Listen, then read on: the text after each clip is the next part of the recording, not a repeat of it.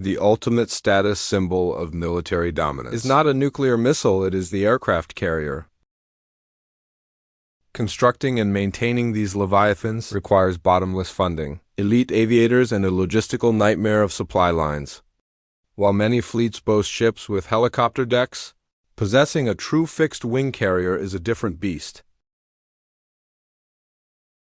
Today we break down every single country commanding a carrier fleet, analyzing exactly what role they serve. We begin with nations holding a single ship, and count down to the superpower operating the most. At No. 9 we find Spain, where the warm currents of the Mediterranean hide a unique vessel. Docked near Rota sits a vessel with an unmistakably unique profile, long, broad, and featuring a ramp. This is the Juan Carlos I, the solitary and versatile aircraft carrier of the Spanish Navy. To the untrained eye, the top deck resembles a massive, floating parking lot for Harriers and choppers. However, this ship is a hybrid, hiding a flooded well deck deep inside its massive steel hull. The Juan Carlos was engineered for maximum utility, hauling Marines' heavy armor and massive landing craft simultaneously. Looking ahead, it is prepared to host the F-35B, the next-generation jet built for vertical lift operations.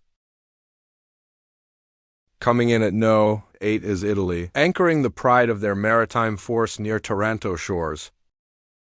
The flagship Cavour features an expansive flight deck, culminating in a distinctive ski jump ramp at the prow. Carriers dominate the tarmac, but the transition to advanced F-35B Lightning jets is already currently underway here. It serves a critical function in humanitarian aid, crisis evacuations, and multinational war games across the sea. Ranking 7th is France, patrolling the deep Atlantic swells and often launching directly from the Port Toulon.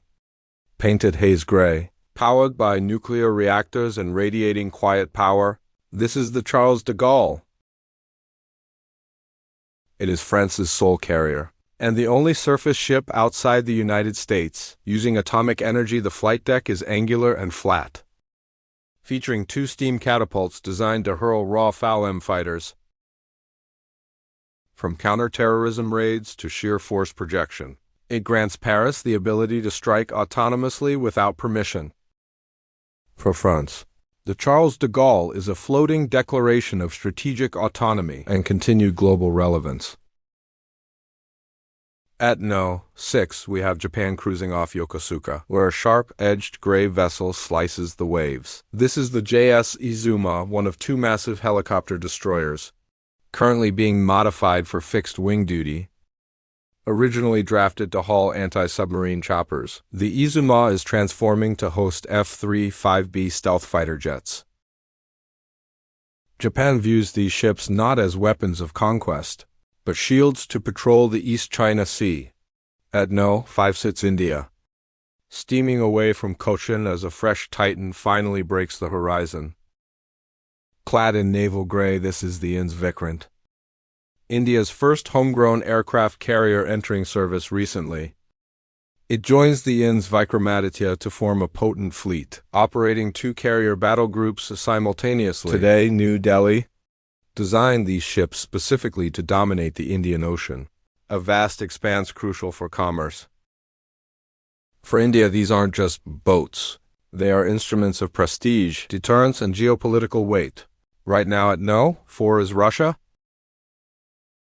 where a warship rests in the freezing port of Murmansk amidst ice. The Admiral Kuznetsov is Russia's solitary heavy aviation cruiser, a lingering remnant of old Soviet engineering might, currently trapped in an agonizingly long repair cycle. The Kuznetsov is massive and undeniably imposing to behold. It lacks catapults, relying instead on a bow ramp to launch Su-33 and Mk-29K flanker jets. Since 2017, the vessel has been dry docked, plagued by crane accidents, budget cuts, and fires. At No. 3 we have China, where a sleek silhouette maneuvers with growing confidence. Near Qingdao today, this is the Shandong, one of 3 carriers in the Chinese fleet. and the first constructed domestically. Beijing's ascent in carrier aviation has been rapid and calculated, starting with the refitted Liaoning in 2012.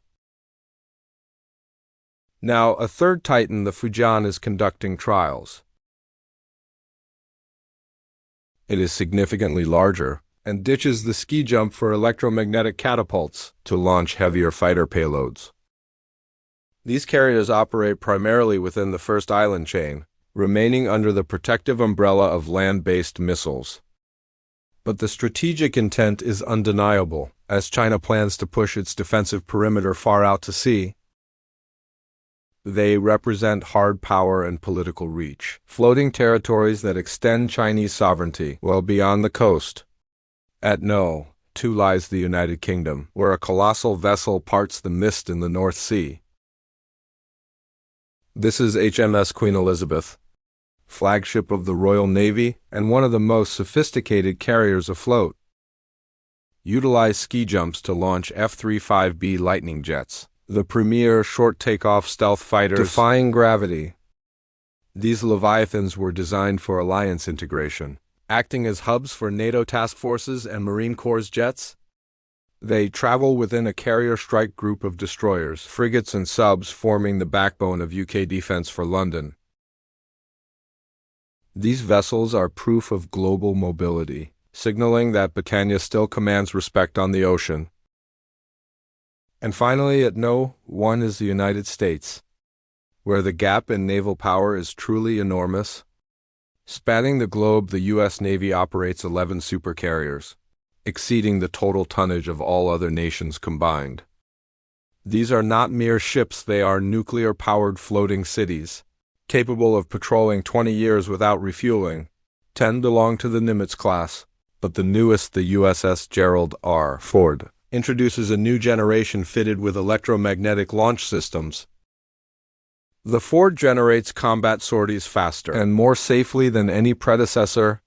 American carriers utilize the catapult system exclusively, launching fully armed Super Hornets and F-35C naval stealth fighters. Beyond the deck, these ships contain hospitals and manufacturing shops, granting total independence during prolonged military campaigns.